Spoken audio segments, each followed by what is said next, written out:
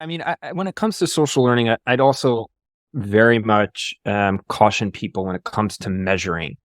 Not everything needs to be measured, and you really can't measure everything, especially when it comes to learning. Like mentorship is a really great example. We've had mentorships at almost every organization that I've been at, and sometimes they're really great, and sometimes you have people that go to every meeting, but still like nothing is sticking. You don't know, like they could be just having those conversations and just kind of be gossiping the entire time. And now they've just kind of found a friend. And so it's okay to not measure things, especially when it comes to social learning. You just have to kind of trust people to be adults, to take learning in and then push it out for the betterment of the organization. Track what you can where it's important to do that. And if you look at it and say, it's okay, we don't need to track this data. We don't need to show any success other than attendance. Because you'll never get the data that shows, well, I had a one-on-one with my manager, or I had meetings with a coach. Well, am I using it as a therapy session, or am I really getting coaching out of it? So, just kind of be very, as an L&D professional myself, like just be very wary when it comes to reporting and submitting data to leadership. You don't want to kind of get in the trap of data equals X. This is like not always the case. Very tough to measure problem. Awesome. So want to be mindful of time. Budgeting about 10 minutes left for the rest of the panel, but again, might go a little bit over. But again, looking for something within 20 minutes. But with that said, we'd like to go on to the next question. So this is a topic I know both of you are obviously very well versed in, from implementing it to also designing and building it. So I'd like to pose this one, and Nathan, feel free to kick it off. So what role can technology play in facilitating social learning? Yeah. I think there's two main points that I'd want to make on technology helping. One is on scale and amount of work to organize your programs as learning and development specialists or professionals. And then two is on helping learning and development professionals understand the needs and topics of learning within their organization. So on the first point, scale, in the past, you were probably the sole coordinators of different social learning opportunities like workshops and training. And you also were the ones generating the content. You had to invite 30 people into a room. And by the way, that was literally physically the limit of how many people that could attend that training. And then you'd have to repeat this many times a year. And now with software, you can scale this thing to much larger audiences. You can easily invite 100 people into attend a session or webinar.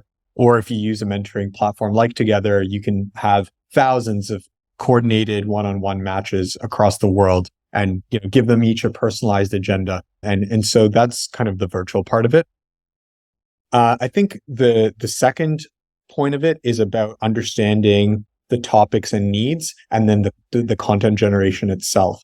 I think the world is changing so quickly that you saw in COVID, for example, the employees at our customers wanted to talk much more about coping with work from home and strategies for time management all of a sudden. And then all of a sudden, in the last year or two, we've seen an incredible leap in AI technology. And people are now suddenly interested in how to implement that in their day-to-day. So you really can't keep up fast enough with the pace of the new demands that people want to learn about. And the collective knowledge of your employees, however, is kind of enough to generate a great workshop by a specific topic expert on this new topic because somebody's been researching it. So I think for a social learning program, the right thing to do is to crowdsource what content people want to focus on based on demand rather than come up with it yourself. And technology's role is to help with that. For example, in a mentoring program, if you're running that with technology, you can figure out what are the skills that most people want at the exact time that they were registering that they want to work on. And oh, by the way, that platform can also ping you 6 months later and say, hey, what are you now focused on? Let's find you a new mentor. So I think that's one of the key things that technology brings. Amazing. Rory, any builds, thoughts on this question as well? Yeah, I mean, if you're in L&D, you can kind of talk about tech forever, just because these days, like Nathan said, it's imperative. You need to have a really good tech toolkit so that you can scale. But I always look at technology as it is just a tool, right? It is my bionic arm. Like I can't lift a car, but maybe with a bionic arm, I could. But do I need to lift that car, right? Technology is great, but for the sake of it, will only be detrimental to any learning social program you have. Because if you don't have the right understanding of how it's going to help the organization grow, how it's going to help people grow, how it's going to reach your goals, then now it's just technology for the sake of technology. And it will completely devalue any sort of learning culture that you have, because now you have a giant tech stack. Nobody knows where to go to get what information. It's missing information for me personally, yet the company has put so much money and communication behind this particular platform. And, it's something to just always be aware of, that